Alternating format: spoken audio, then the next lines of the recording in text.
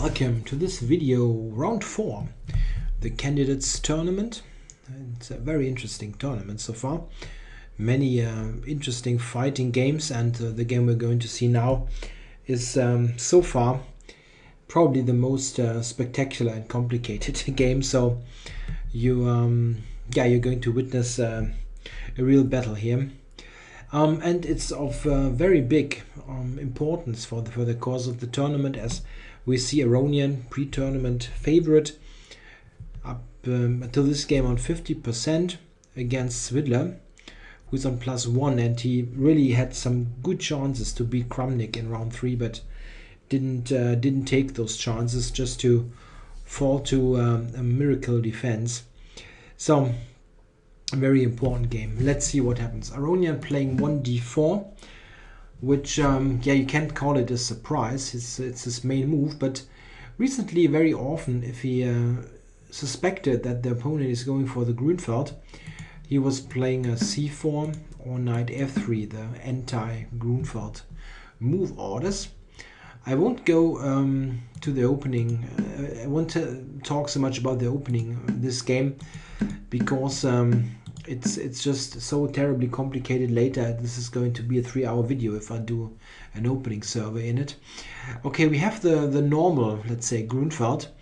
Svidler sticks to his guns. He's not going to surprise Aronian here. He plays what he always plays since his childhood. So we get a mainline Grunfeld. Aronian plays rook b1 here.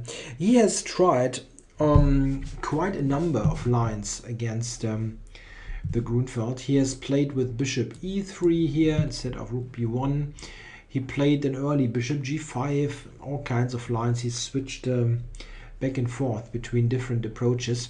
But this is something that Svidler could expect, and I will show you much later in the game why that is. Rook b1, yeah, okay, black castled. Bishop e2. One important point of this rook b1 move is that if black plays knight c6 here, or the move before, white has the good reply d5. This is an important point. Check. To have the rook removed from the scope of this bishop. This is a playable line for black, but it's considered somewhat risky.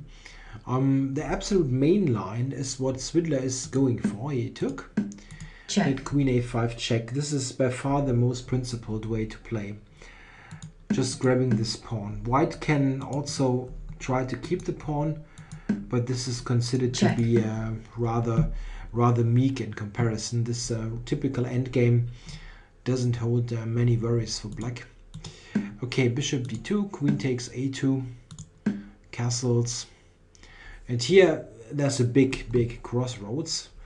This position has been reached, I don't know, I would need to look it up, probably thousands of times. I'm not sure. But we were talking about a couple hundred to thousands of games. It's the critical, the starting point for the critical line in the rook b1 Grunfeld. Here black can play many things. Bishop g4, for example. And a5. Svidler has played all kinds of moves here.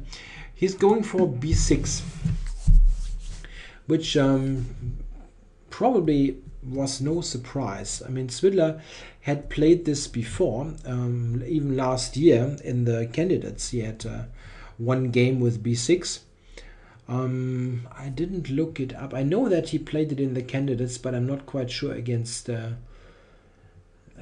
whom. I think it maybe was Rajabov. I'm not quite sure, but he had played it before, so certainly something that Aronian must have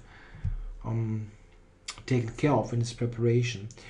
And also, this is very interesting, this b6 move was also played last year in the Beijing Mind Sports event by Alexander Grishuk. Yeah, why is this so especially important? Grishuk is known to be close friends with Svidler, and they have worked together as seconds for each other for quite a number of years.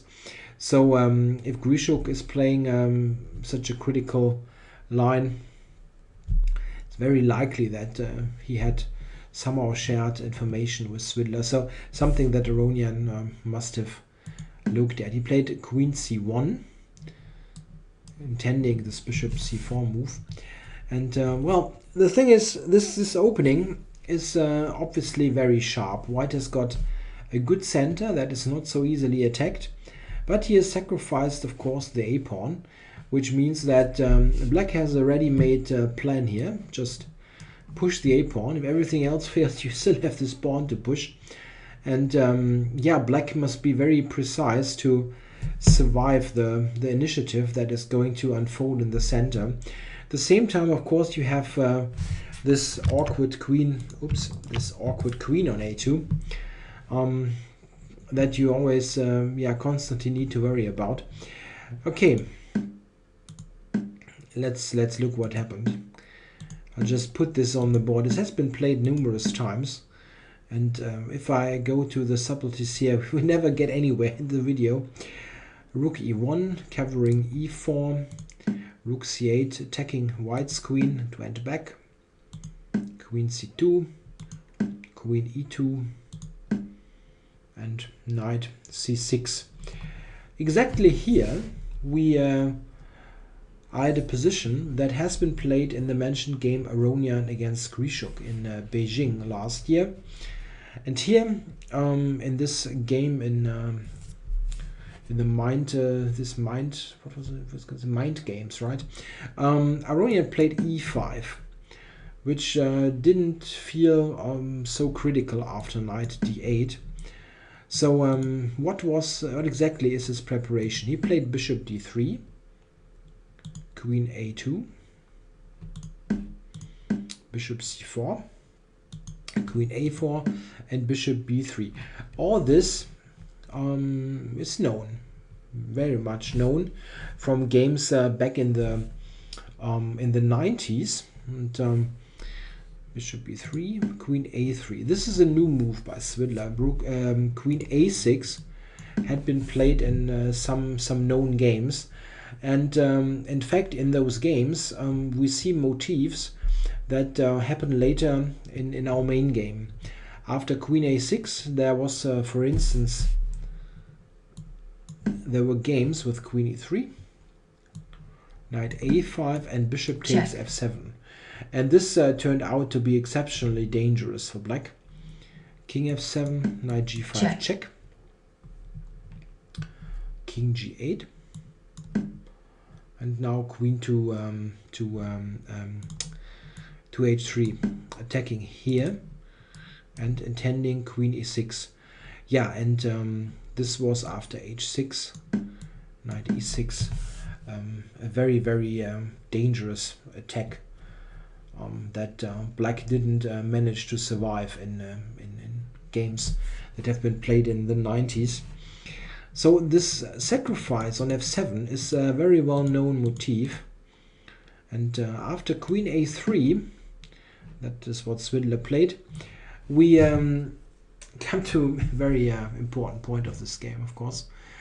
Aronian now, if you look at this, he had spent already 31 minutes to put this on the board.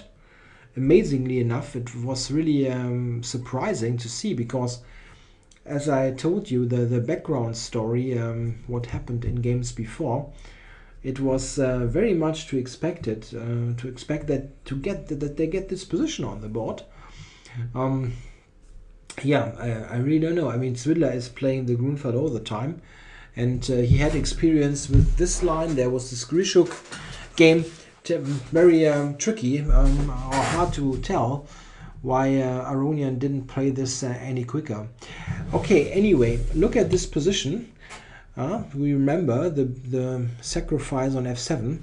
Yeah, in fact, after a while, Aronian really took on f7. So we got this this wild ride ahead of us now. Bishop takes f7 is actually the only way really to get something serious going in this position. If Black is given time, like something like that, for example, to allow that, then it's not clear where white's compensation is. You always have something, a bit of compensation, but is it enough? Probably not. Well, Aronian decided to sacrifice there. And to be honest, this is the kind of move if you calculate it and you don't see that there's anything wrong with it, if you want to win this tournament, you need to play like that. You cannot play this kind of so-so moves and hope to win games because the opponent is playing some nonsense. You need to take some risks and show to have some guts to attack. So bishop f7 was played. King takes. Check. And queen c4 check. Svidler obviously had this prepared, right? I mean, yeah, he played this quickly. I mean, there aren't any alternatives anyway, but he was of course aware of the sacrifice. So queen c4 check. Let's start to examine what's going on here. In fact, here black only has one move that he can play, and he played this quickly. Black must play e6. It's the only move that not loses outright. If you move, let's start with looking at the alternatives. King f8 is very easily dismissed by knight g5 with this mate threat. And there's simply nothing black can do here. You can return the piece in various ways with a losing position, let's say like that. Check. Check. Check. And here, well, white can just take here and win easily. He's he just has a deadly attack, and then now it's an extra pawn even. So king f8 is losing very simply. King e8 is also losing. Check. King with the check. Bishop f8 to save this piece, and now knight g5 is a winning move. There is I think also d5 winning, but knight g5 is the easiest. Intending this, intending that, it's getting really ugly. Also, there is d5. If black moves the knight, let's say here, you have also knight e5, also a possible win. So this was, I mean, besides the fact that he had it prepared, check. It's easy to see that e6 is the only move. And then if you know, okay, e6 you need to play, knight g5 check, you see that white really has a substantial attack growing. Okay, check to the king. It only has one square to e8. Yeah, this is very easily dismissed, completely illogical as well. And this is, of course, even leading to the famous checkmate. Famous smothered mate. So again, only one move to e8. Yeah, and here, in fact, white has a choice. It's clear that you need to do something direct with the pawn on e6. You need to capture on e6. But how to capture is actually not self-evident. In the game, Aronian took on e6 with the knight. We can also look at queen takes. Yeah? Queen takes has one drawback in a way. It is playable, no doubt about that, but it has one drawback. After queen e7, which is the only move, yeah? Knight e7, bishop b4 is very simple, winning for white. So queen e7, and here, yeah, white really does not have much choice. Queen g8 is the way to go. Check. Yeah, and here the bad thing is, from a practical point of view, black now has two moves, and it's not clear that let's start with that. King d7. After king d7, white probably needs to play queen d5 check. And after king e8, we will get, oops, sorry, I'm wrong, queen d6. I went to the wrong line in my notes. Queen d6 actually. After that, we are very likely to have a repetition coming. deviate from that is exceptionally risky. If yeah, if not downright bad. I mean, risky is probably a bit too friendly. Yeah, and in addition, one problem for white is this king d7 means you probably have to take the draw. But there's also bishop f8. It's not the most natural looking move in the world, but it's not clear if white has got anything great against it. To be honest, I didn't manage to find a good continuation. It seems to be playable. It's not like it's totally crazy, but I didn't find anything great. I mean, the computer gives completely strange lines, like a bishop e3, for example. Knight takes d4. And here it wants to play, I mean, this is also not completely ridiculous. Let's say f4. Yeah, but it's not like white is winning easily or anything. You might get to positions where it will be some sort of perpetual check or repetition, but it's not really convincing. And the biggest problem from a practical point of view is it's very likely that in this position black will take lots of time and think, okay, king d7 is probably a draw, and I can maybe play bishop f8. You're sort of, yeah, giving black control over what's happening. This draw or a fight still continuing. And okay, he went for knight takes e6, and this is, I think, also objectively the better move because it sets far more problems. Yeah, okay. Svidler now played queen to e7. This is the only, yeah, maybe it's the only move. It's very difficult to conclude something with some sort of certainty here, because it's so complicated. White obviously attacks the bishop and queen e7 protects it. Yeah, can you move the bishop? Yeah, bishop h8, for example, is a move that the computer initially suggests. But yeah, it's very risky. White has an interesting reply. Can play knight to c5, very interesting move. Queen g8 is possible. Queen e6 is the move. The bishop is hanging. It looks terribly dangerous. I mean, probably after seeing that move, I would maybe start to stop calculations. Okay, maybe knight e7. Yeah, this is something that black needs to check. It covers g8. It covers this this check, and gives some sort of coordination.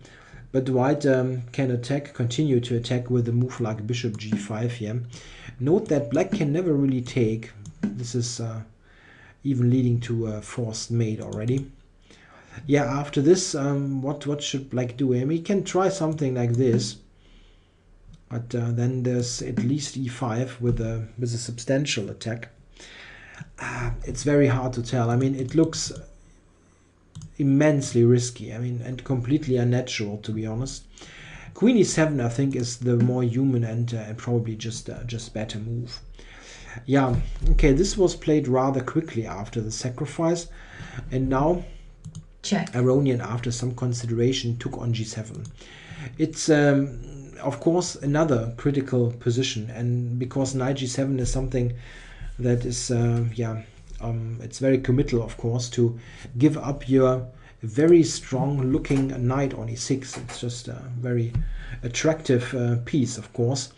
What else is there? Yeah, there is the move d5, which I think certainly was considered. Knight d4 is the best reply to that. Looking here. And now we come to a very funny sequence. Check. Queen a4 check. And of course this is hanging. So b5 must be played. You cannot just move here and give this away. So b5. And now white has no choice. He needs to take here. Check. Now white is a rook down. Yeah, rook for 2 pawns. But note that it's very tricky. The king needs to move now. This is entirely unplayable.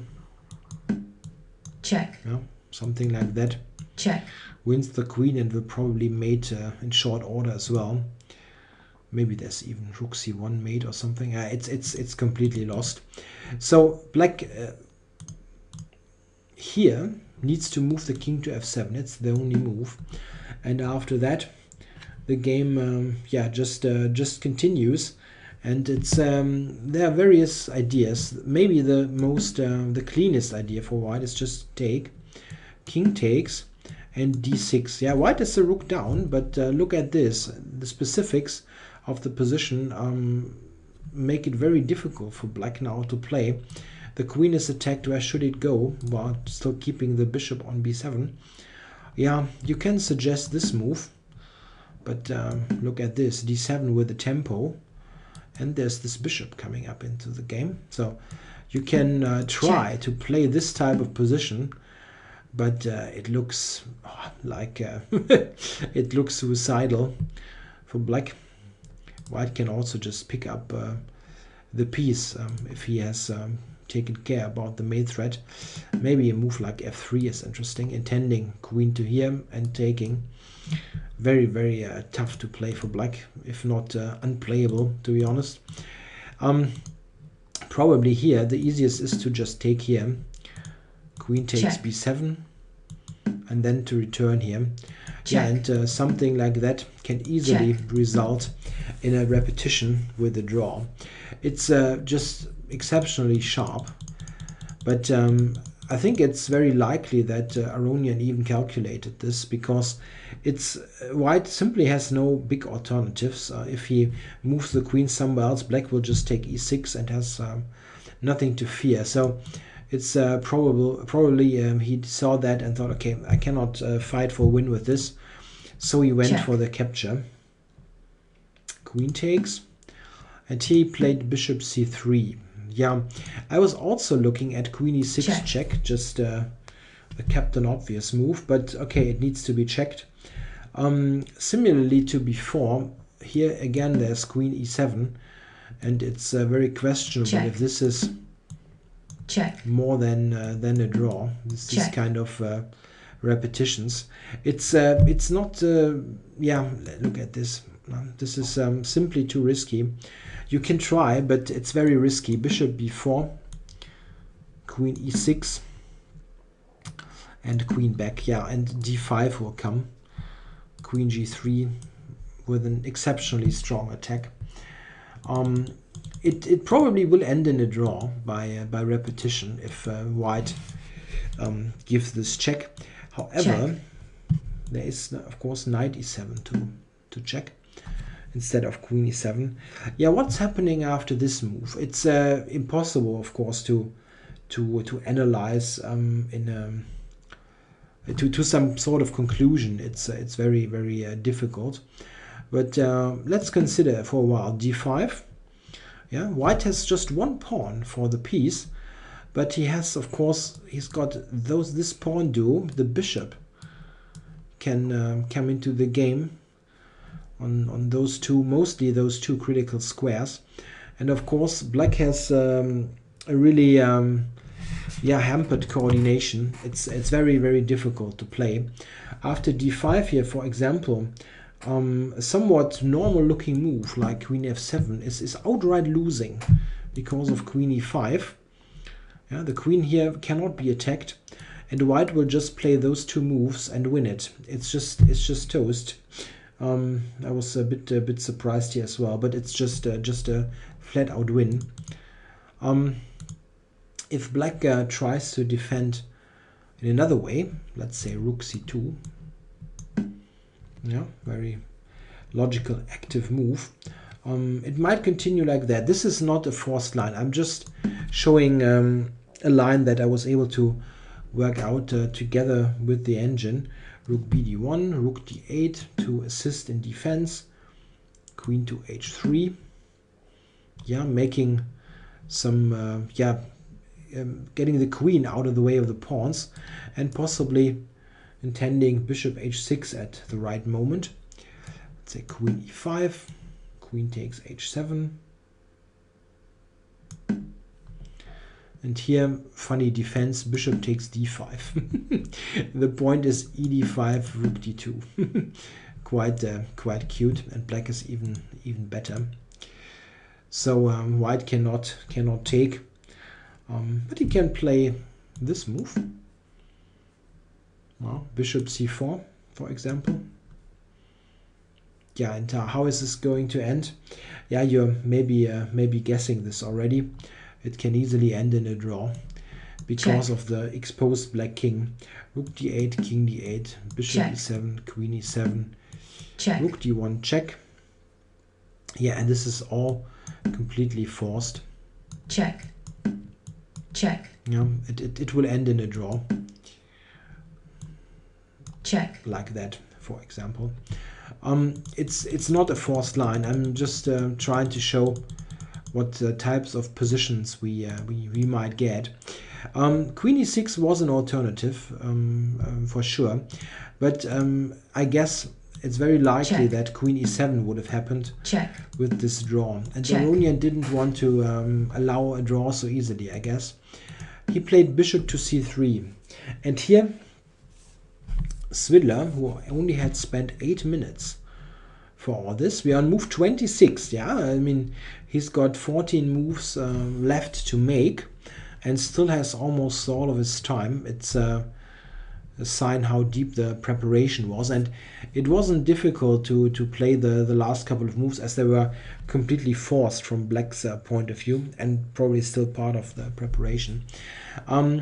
Yeah, here it's a very critical situation. Look at this. Svidler is on 1 hour 25 left, and his next move, he played knight d8, and he spends more than 50 minutes on that. Yeah, and here it's very critical, because now the course of the game could have been changed dramatically. Here Svidler had an option to basically, in my mind, to end the game in a way. Here he could have played knight takes d4, just a tactical solution. The point is that it's a discovered attack on the queen, of course. Yeah, white has to take, not much else. Queen takes, bishop takes, and rook c4. Bishop a1. Yeah, and here, okay, black cannot take. This is Check. easy to see. We lose the bishop. And yeah, and in this position, Svidler in the press conference said that after, I think he mentioned king d7, I'm not quite sure. He didn't mention bishop c6, which is the computer's top choice.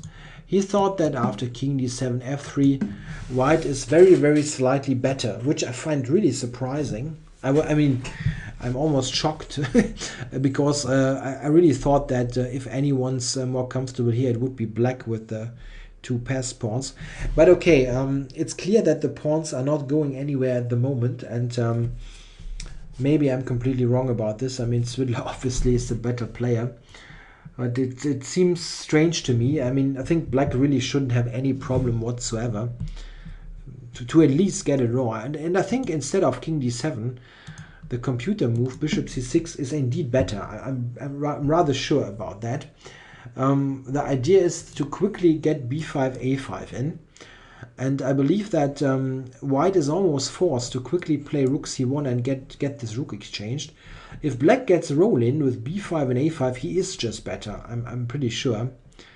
And I really don't see why black should have any sort of trouble here.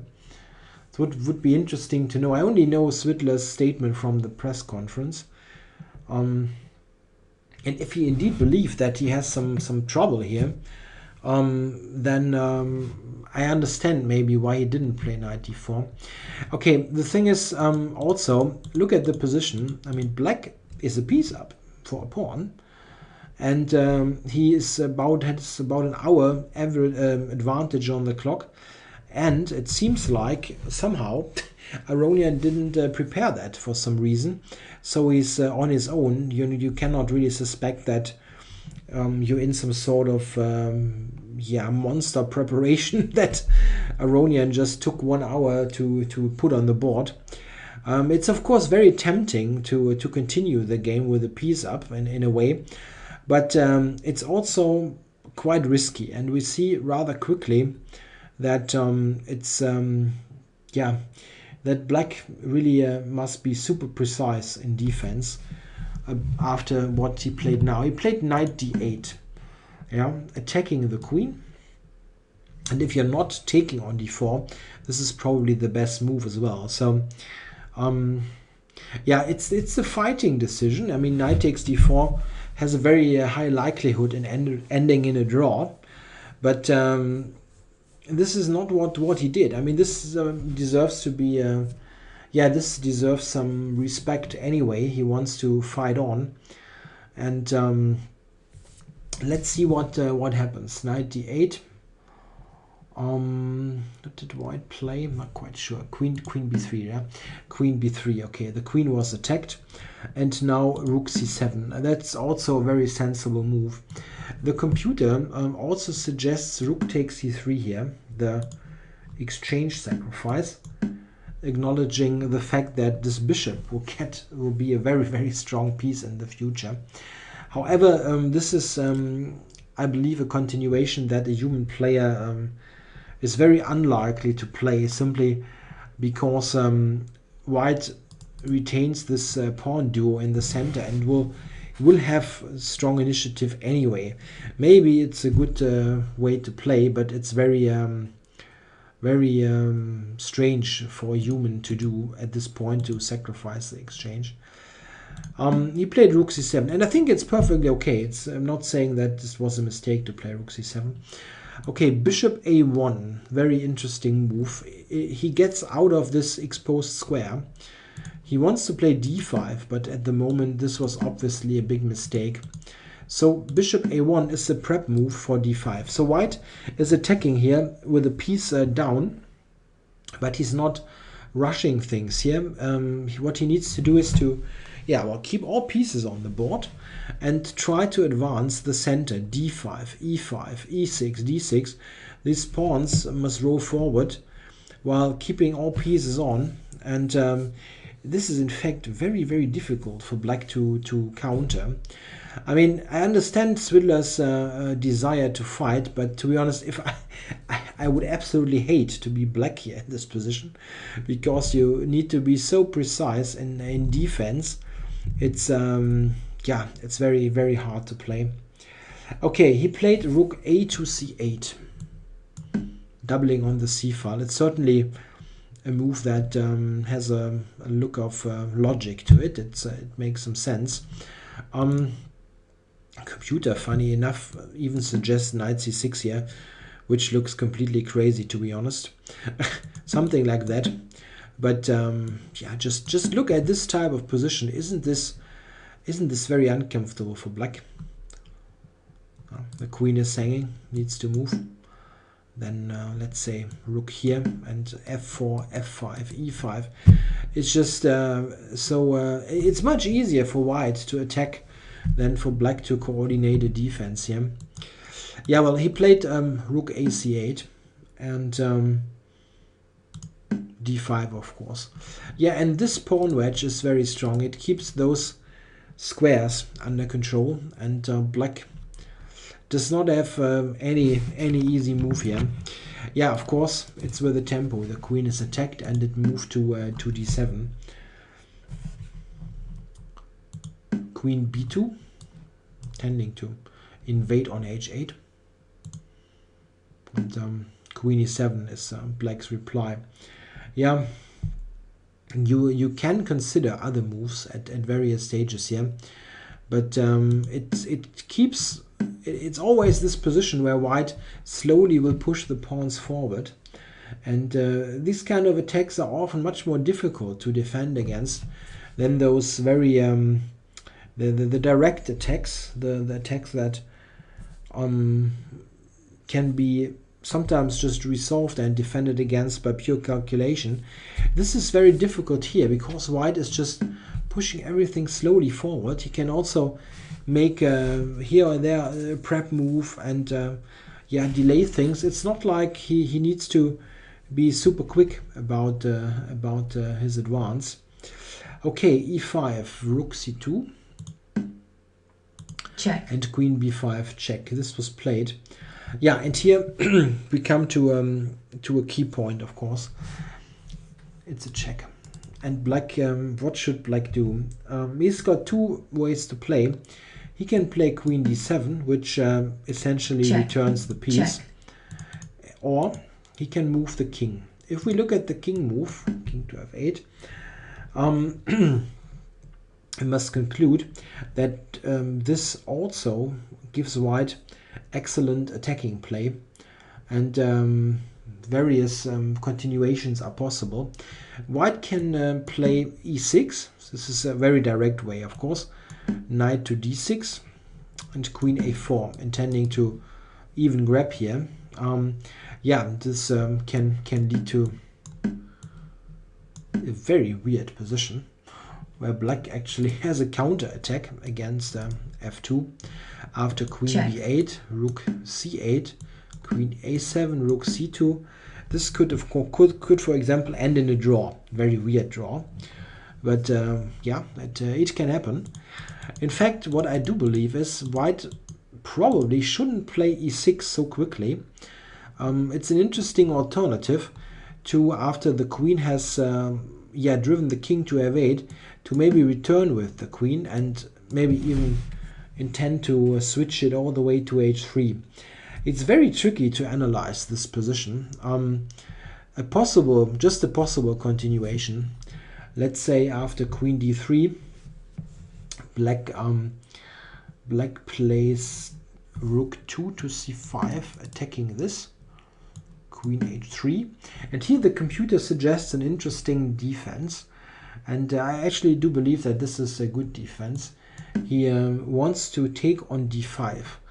It's very very weird to understand this, but rook takes d5, yeah, and at first you think, okay, what's the point? We'll take check. here. The point is that black now has an amazing move. He's got knight g5. And this in fact seems to be quite okay for black. The idea is that the knight will come to the excellent e6 square, blockading. Yeah, this is a possible continuation. Queen g4, and now just knight e6. It's not clear if white can make substantial progress here. It's a very good thing that this pawn is blocked. An interesting line, but it's very understandable though that by now Svidler was getting kind of nervous against those pawns. It's simply when he rejected to take on d4, yeah, in this position here, where he could have taken on d4 here instead of knight d8. You decided to play with fire with black, and you got fire. Yeah. Check. He played queen d7. Yeah, now trying to save himself with the queen trade. It was played, and white check. Took, of course, played check. e6 check. Yeah, white will regain the piece. This is just a fork. But of course we have queens off, very important in defense, of course, and black's king, while being exposed, is also near the critical pawns, so it might help to clarify matters. Yeah, black played king d6 here, must do that, not much else. And in fact here, where it I think I forgot a little line. Here, white also must trade. Yeah, you cannot retreat and keep the queens on because of queen f5. This is very important. Yeah. Okay, so check. We had the trade, check. We had e6, and we had king d6. There is really nothing else. Yeah, here Aronian rather quickly, I believe, took on f7. He had an alternative. And note that he played relatively quickly after he made his decision early. It's 40 minutes left on the clock. That's quite amazing. But as mentioned, it's far easier for white to play, despite the fact that he's a piece down most of the time, because you're the one attacking. You have the easier job to do. Yeah, here he took on f7 as mentioned, and relatively quickly. It seems that here he had a better move available, and quite an amazing one at that. White has the strong move bishop f6 here, which of course a computer is quick to point out, but it's not easy for a human to consider intermediate moves when you just can get your piece back that you have sacrificed before. And the capture also leads to some advantage for white. It's not like Aronian is spoiling everything here. He only had this move, which was stronger. The fun thing is that black here only has one move to not lose immediately, and this is a somewhat wacky looking move, knight g5. Really strange, but it's the only move that not loses immediately. What else could black play? We can look at some things. Let's start with knight d8. There's just e7 and it's gone. Bishop e5 Check. is also very strong, like that, tending d6. Black can try this move to recapture here with the rook. Would be really comfortable in comparison, but white has the strong move bishop h4, intending bishop g3 again, and something like that is losing very easily. Yeah, what here? I mean, look at this piece. Knight moves anywhere, let's say here. Check. Yeah, Check. that's just too much. It's absolutely the case that black must play knight g5, as weird as it looks. Yeah, and this is in fact not totally lost. I mean, it's still interesting to look at. Yeah, knight g5. White's most testing move is actually the check here, not the capture. If you capture, black can take on d5, and after e7, play rook e8, and it's not clear that this is really something for white. I'm not totally sure, because it still looks tricky with the rook opposed to the king, but I don't really find a clear win here. I really don't. G5, and yeah, in fact this is an interesting alternative, the check. Now king c5 must be played. If we go here, check. This is just a bit too quick. Yeah, this is with the check. Check. The important thing. So must go here, and then something like that is the best line. Check.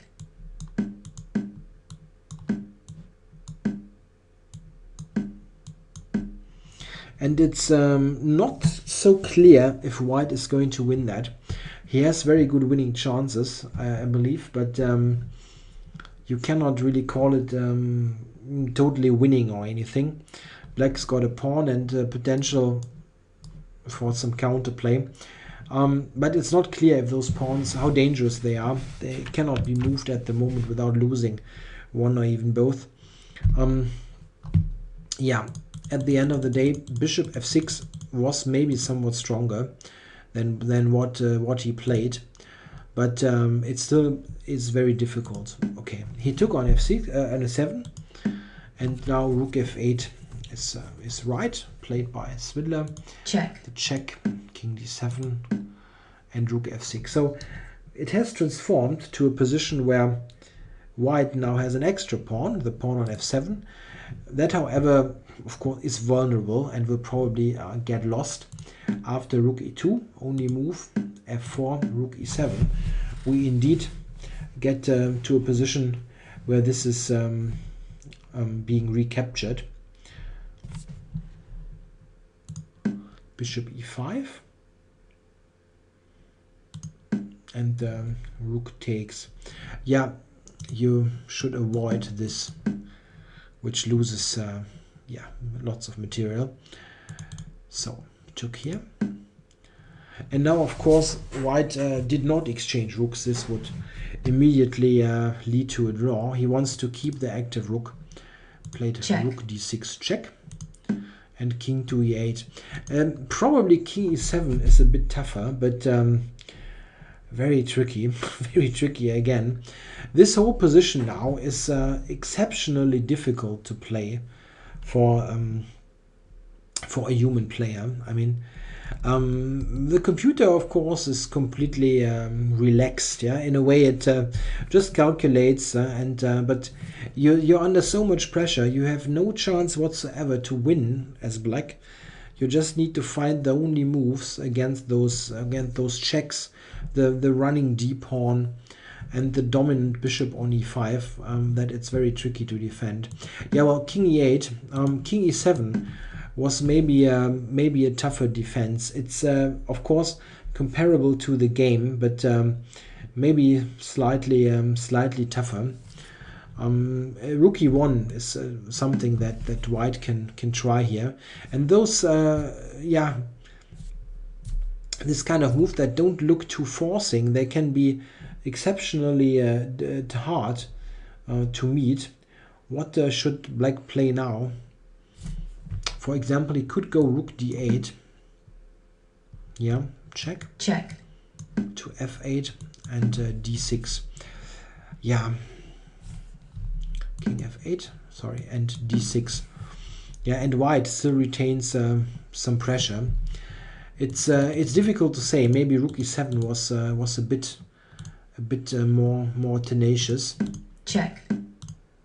But okay, king e8, rook e1. This is how it was played in the game.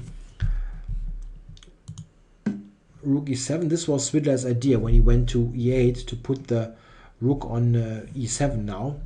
Note that if black now plays king e7, white has a very strong reply. At first sight, you might think, okay, well, he doesn't have a discovered check here, but f5, in fact, is a very strong move. In fact, just preparing a discovered check. f5 is winning straight away if black takes. Check. Check. Yeah, this gets lost. Yeah, well, rook e7 was played. And now rook c1. Yeah, here white had a good alternative with rook a1 to attack the a7 pawn. It's not easy at all to defend, but it's very difficult to play this type of position perfectly. I think Aronian's move is fine. He just keeps the pressure on.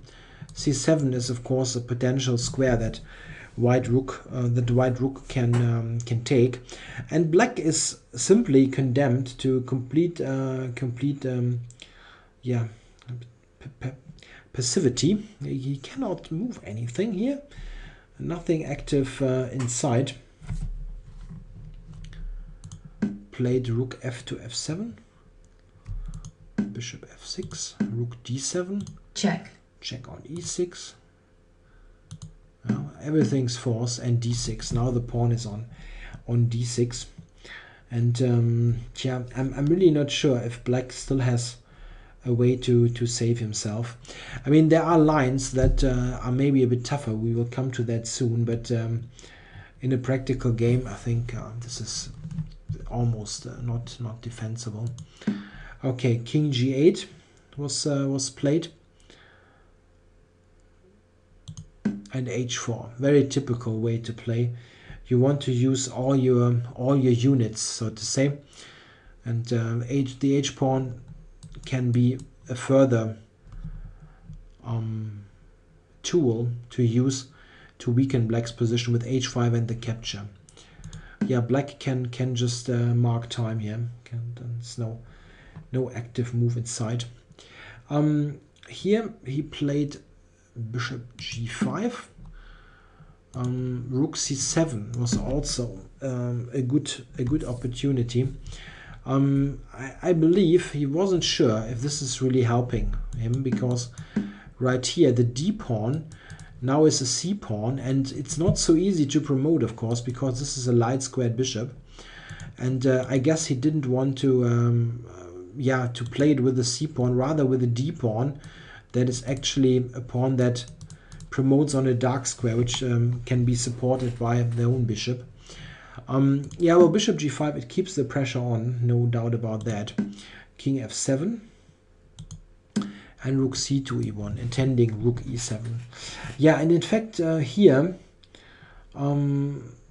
Svidler committed a mistake, I believe. He played bishop c6, after which white has a forced win for the first time, really, a really forced win. I guess what he should do is king g8. It's not much fun, but it's probably necessary. Rook e7, rook d8. And now the strong move, really strong, rook c1. Yeah, what is black supposed to do now? This is the big threat. Well, that you cannot really take. I think you need to take, right? Yeah, you must take. I'm sorry. you must take, because rook c7 otherwise is so strong. But okay, what I'm wanting to show you is that this position, for example, is not 100% clear cut. I mean, white should win, I think. But yeah, note that there is some sort of blockade on the king side. And if you imagine this position with rooks off, I'm not 100% sure that this should really win. But probably what black needs to do, it's not much fun, but probably this is what was the relatively best defense in this position. He played this, bishop c6, after which Aronian played h5. Very human move, but he had a better continuation even. Rook e7 check. Check. King g8, and now the move rook c1 was immediately winning the game. The idea being that after rook takes d6, there is rook c7, which is a somewhat difficult point for a human to find. It attacks c6 twice and intends bishop e7 with this very strange, yeah, skewer. Is this a fork? Not sure. It wins an exchange while retaining all other advantages in the position. This was even stronger than the h5 move that Aronian played, but it's probably not spoiling the win. Yeah, a5 now was played, and yeah, it seems that maybe g takes h was a bit tougher, but I don't think you will save the game anymore. Check. g8 and rook c1. It's the same idea as before with this strange bishop d6 maneuver. After rook c1 here, rook d6, rook c7. Black can play something like that, bishop e7 and rook g6, and try to hang on here, but it's probably in vain. White can take, and the rooks are just too active. I don't think that this is in any way defensible. Yeah, okay. He played h5, a5, after which check, and this capture was played. Black recaptured. Note that black cannot play rook d6 here. After takes, king takes, king h8. There is a strong move f5, a very typical move, intending to get the bishop over to the long diagonal for a deadly check. So very strong. Black after this needed to recapture, and this is what he did. Rook 1 to e6. Yeah, and this is cannot defend this anymore. Rook f7. He took on g6. Check. And this was the final move of the game. Svidler resigned. He has no defense anymore. Rook e g6 check, king f8, rook h8 mate. So something like that. Oops. Check. Checkmate. Is a mate, and it's you don't have any move. You play like that, for example. There is this check. Yeah, and now various ways to play, but the easiest is to just push those pawns. Black is completely paralyzed here and will lose quickly. Yeah, so Svidler resigned, and this means that he was very close if you look at the final moves of the Kramnik game where he was close to winning, there he could have been on +2, being on top of this tournament, and well, he spoiled that. Okay, Kramnik defended beautifully, but he spoiled a win in this game, and here he lost against Aronian from a position. If you look at move, yeah, this is playing with fire thing. Check. Here, where he went for this fighting move, he could have also played knight takes d4, the more conservative move, and I don't think he would have lost here, despite his statement that he thought black is very slightly worse.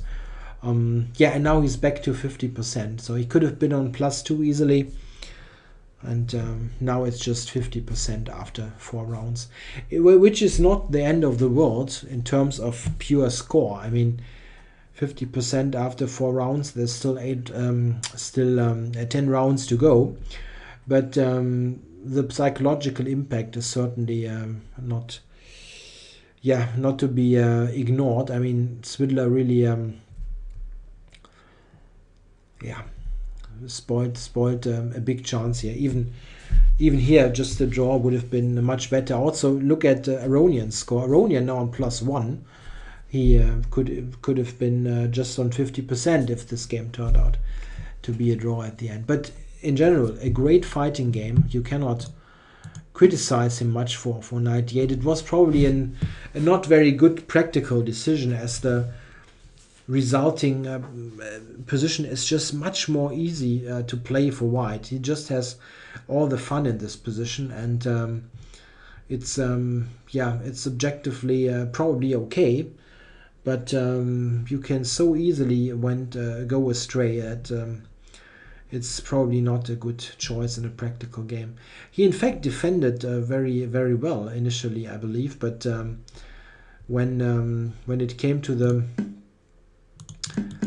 this position, I mean, Queen d7 just leads to a completely thankless task, and he maybe really needed to play King f8, as risky as it is, but that's how the game is going to unfold if you play this knight d8 thing and let yourself or expose your king to this big attack instead of exchanging queens with knight d4. Yeah, nevertheless, I hope you enjoyed this very complicated game. I actually had a really hard time to analyze it, and please don't be angry or anything if there are some mistake in there. It's very interesting if you have some time on your hands to analyze a bit yourself. It's I'm just touching the surface of this game. There are so many possible deviations along the road. Very, very tough to play over the board. Yeah, I hope you enjoyed it. I'll be back tomorrow with round 5 coverage of the candidates tournament. Thanks for watching.